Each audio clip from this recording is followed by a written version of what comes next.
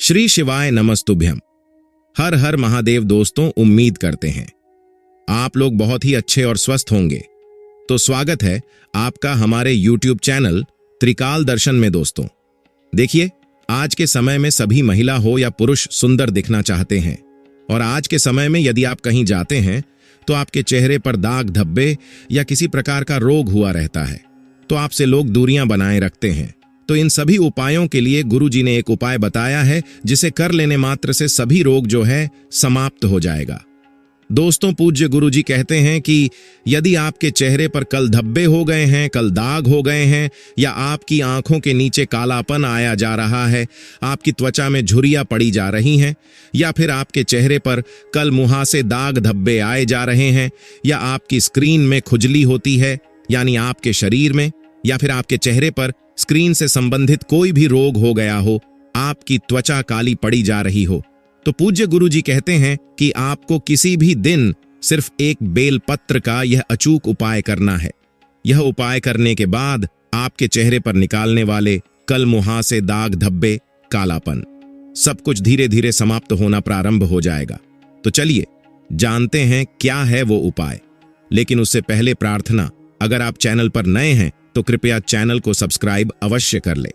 देखिए, पूज्य गुरुजी अपनी शिवा महापुराण की कथा में बता चुके हैं कि ऐसे बहुत से लोग हैं जो अपने पत्र में हमें यह लिखकर बता चुके हैं कि उनके चेहरे पर पहले बहुत डब्बे निकाल आए थे, उनकी आंखों के नीचे कालापन हो गया था, चेहरे पर कल दाग पड़ गए थे।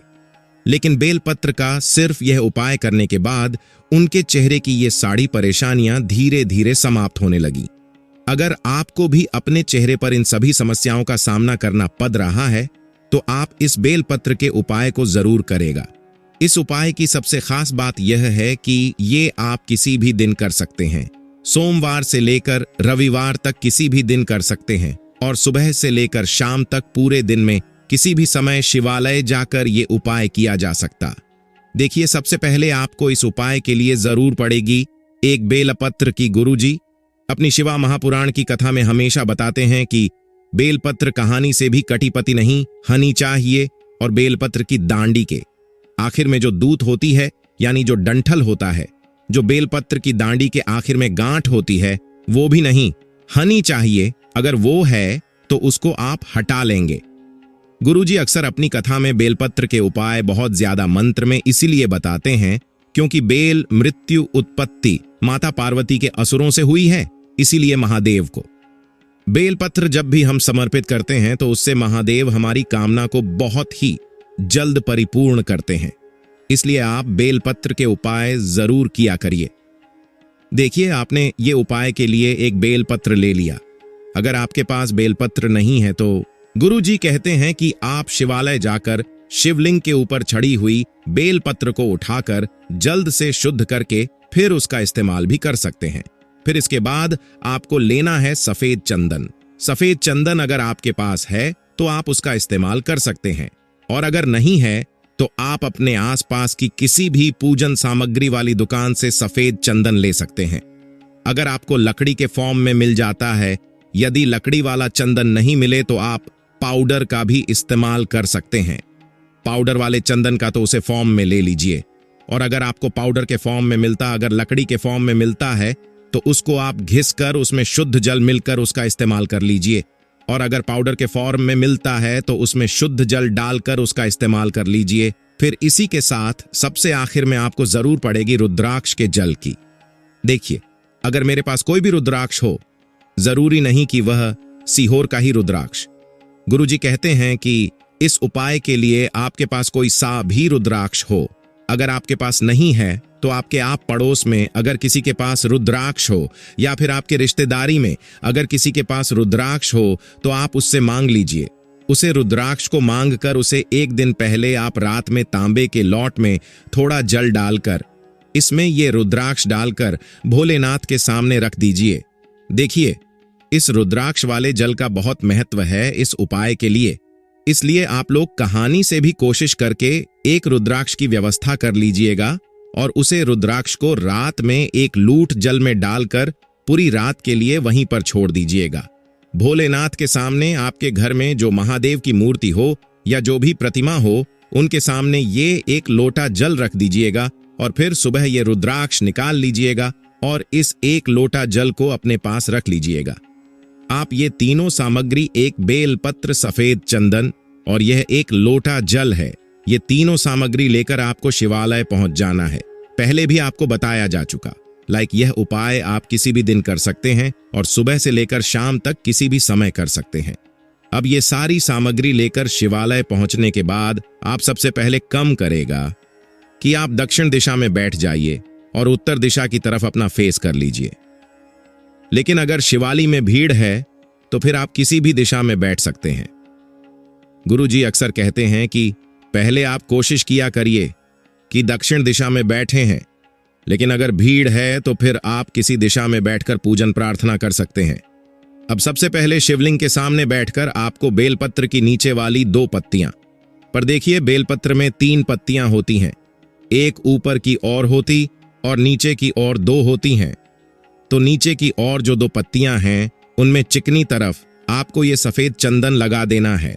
सफेद चंदन जो आपने लिप की तरह तैयार किया है, थोड़ा सा जल डाल के उसे जो पेस्ट की तरह तैयार किया है, उसे चंदन को इन दोनों पत्तियां पर बहुत अच्छे से लगा देना है। इन पत्तियां के चिकनी तरफ वाले साइड में पूरी पट्टी पर आपको ये चंदन लगा देना है। उसके बाद यही बेलपत्र आपको माता शोक सुंदरी वाले स्थान पर देना है। देखिए, सामने आपको समझने का प्रयास किया जा रहा है जैसे माता अशोक सुंदरी वाले स्थान पर बेलपत्र रखी गई है, ठीक वैसे ही आपको रखना है। बेलपत्र की दांडी जल्दी की तरफ रहेगी। देखिए, अगर आपको माता अशोक सुंदरी के स्थान के बड़े में जानकारी नहीं है तो जान लीजिए, जलधारी के बीच में जो उठी हुई लाइन होती है, कहीं कहीं शिवलिंग पर जहां सांप की आकृति बनी होती है, इसी आकृति को यानी इसी उठी हुई लाइन को माता अशोक सुंदरी का स्थान कहा जाता है और यहीं पर आपको एक बेलपत्र रख देना है। अगर आपको अब भी नहीं समझ में आ रहा है तो सामने स्क्रीन पर आपको दिखाया जा रहा है, ये पूरा शिवा परिवार होता है और इसी में यह जो बीच वाली लाइन दिखाई जा रही है, ये होता है माता अशोक सुंदरी का स्थान। यहाँ पर बेलपत्र समर्पित करते हुए आपको अपनी वही कामना कर लेनी है जिसके लिए आप ये उपाय कर रहे हैं। आपके चेहरे पर जो भी दिक्कत हो गई है कल मुन्हासे की वजह से या कल धब्बे जिनकी वजह से भी आपके चेहरे पर दिक्कत हो गई है, उसको दूर करने के लिए महादेव से प्रार्थना कर लेनी है। फिर इसके बाद आप एक लोटा जल जो लेकर आए हैं वो धीरे धीरे शिवलिंग के ऊपर समर्पित करते जाएंगे और लगातार शिवा महापुराण के मूल मंत्र श्री शिवाय नमस्तुभ्यम का जप करते जाएंगे। देखिए, गुरुजी ने कहा कि जल आपको बहुत ही धीरे धीरे समर्पित करना होता है। इतने धीरे समर्पित करना होता है कि जल समर्पित करते करते आप लोग कम से कम 11 बार श्री शिवा नमस्ते का जब जरूर कर लेने। इसके बाद जो आपने जल समर्पित किया है वो इसी बेल पत्र के नीचे से जाता हुआ जलधारी के नीचे बहाने लगेगा। देखिए, ये जल जो जलधारी से बहकर नीचे जा रहा है, इसी जल को आप किसी भी पत्र में ले लीजिए। आप चाहें तो जी लॉट से आपने जलसा समर्पित किया है, उसे लॉट में थोड़ा सा रख लेने, या आप अन्य किसी कटोरी में या किसी छोटे गिलास में या थोड़ा सा जल ले सकते हैं। ये जल आपको लेना है और इसे महादेव से औषधि स्वरूप मांग लेना है। देखिए, जलत को सिर्फ आधी कटोरी या उससे कम ही लेना है। उसके बाद ये कटोरी अपने हाथ में रखते हुए महादेव से प्रार्थना कर लीजिए, विनती कर लीजिए कि है मेरे महादेव, मेरे चेहरे पर यह दिक्कत हो गई है, बहुत समय से दिक्कत बनी हुई है, यह समाप्त नहीं हो रही है। कृपया इस जल को औषधि बनाने की कृपा करिए जिससे कि यह मेरी समस्या दूर हो सके। आप महादेव से कुछ ऐसी प्रार्थना करते हुए यह जल लेकर अपने घर ए जाए और इसे आप हर दिन इस्तेमाल करिए। देखिए, गुरुजी कहते हैं कि अगर आपके चेहरे पर ज्यादा कालापन हो गया है, ज्यादा झाइयां ए गई हैं या ज्यादा कल मुहासे निकाल आए हैं, तो ये उपाय आप कम से कम 2 हफ्ते लगातार करिए। आप 3 हफ्ते भी कर सकते हैं। जब तक आपके चेहरे से ये सारी समस्याएं खत्म ना हो जाएं, तब तक आप यह उपाय कम से कम 3 हफ्ते तो लगातार कर सकते हैं। गुरुजी ने कहा कि ये उपाय करने से आपके चेहरे पर जो भी समस्या बनी हुई है वो धीरे धीरे समाप्त होना शुरू हो जाएगी। अगर आप महादेव के सामने पूरे दिल से, पूरे भाग्य से ये उपाय करते हैं तो हम यकीन दिलाते हैं कि आपके चेहरे से इन सभी समस्याओं का अंत होना शुरू हो जाएगा। दोस्तों, धन प्राप्ति के लिए उपाय जान लेते हैं धन एवं स्वास्थ्य संबंधी परेशानियों से जो लोग गुजर रहे हैं उन्हें 6 मुखी रुद्राक्ष धारण करना चाहिए। महाशिवरात्रि के दिन शिवलिंग से स्पर्श करवाकर इस रुद्राक्ष को धारण करने से इसका प्रभाव जल्दी दिखने लगता है। 6 मुखी रुद्राक्ष को कुमार कार्तिक का स्वरूप माना जाता है। ज्योतिषीय दृष्टि से यह शुक्र से प्रभावित होता है। शुक्र सुख और वैभव के दाता हैं और महामृत्युंजय मंत्र के झांता। इसलिए इस रुद्राक्ष को धारण करने से धन और स्वास्थ्य दोनों पर अनुकूल प्रभाव पड़ता है। भगवान शिव की प्रसन्नता के लिए शिवलिंग की पूजा को सबसे उत्तम बताया गया है। इसमें भी स्फटिक का शिवलिंग हो तो और भी उत्तम फलदायी होता है। स्फटिक शिवलिंग को आप घर में भी स्थापित कर सकते हैं। महाशिवरात्रि के दिन घर में स्फटिक का शिवलिंग लाकर स्थापित करें और नियमित इसकी पूजा करें तो घर से सारे नकारात्मक प्रभाव दूर जाएंगे। इससे धन और सुख में आने वाली बाधा दूर होगी। वास्तुशास्त्र में स्फटिक शिवलिंग को वास्तु दोष से मुक्ति प्रदान करने वाला बताया गया है। जिस घर में यह शिवलिंग होता है उस घर में किसी प्रकार के वास्तु दोष का अशुभ प्रभाव नहीं होता है। भगवान शिव को प्रसन्न करने वाले मंत्रों में सबसे आसान मंत्र है षडाक्षरी मंत्र ओम नमः शिवाय। इस मंत्र का नियमित 1 माला जप भी किया जाए तो बड़ा पुण्य मिलता है और जीवन में आने वाली बाधा दूर होती है। महाशिवरात्रि के दिन किसी मंदिर में बैठकर इस मंत्र का 1.25 लाख जप करने से शिव कृपा प्राप्त होती है। अगर मंदिर में जप करना संभव नहीं हो तब गौशाला या नदी किनारे बैठकर इस मंत्र का जप कर सकते हैं। अगर यह भी संभव नहीं हो तब घर पर भी मंत्र का जप किया जा सकता है। घर पर ध्यान केंद्रित करना कठिन होता है, इसलिए घर को जप करने के लिए अंतिम विकल्प के रूप में देखा जाता है। इस मंत्र के जप से धन एवं स्वास्थ्य संबंधी परेशानियों में कमी आती है। भगवान शिव का चमत्कारिक मंत्र है महामृत्युंजय मंत्र। इस मंत्र के विषय में शास्त्रों में बताया गया है कि इस मंत्र से मृत्यु के मुंह में पहुंचे व्यक्ति को भी पुनर्जीवित किया जा सकता है। असुरों के गुरु शुक्राचार्य ने इस मंत्र की शक्ति से देवासुर संग्राम में देवताओं के हाथों मारे गए असुरों को कई बार पुनर्जीवित किया था।